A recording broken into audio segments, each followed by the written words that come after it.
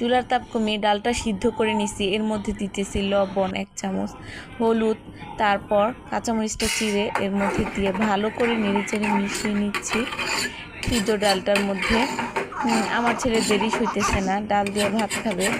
তো এখন ঢেকে রাখছি চুলার তাপটা একদম কমিয়ে।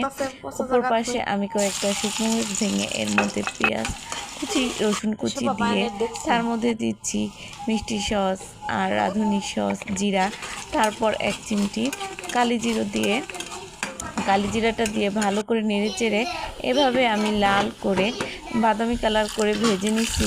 তাহলেই না ডালের স্বাদটা বাড়বে। তো এবার আমি ডালের মধ্যে ঢেলে দিলাম। তো সেই পাত্রে অল্প পানি নিয়ে আটু ঢেলে দিচ্ছি।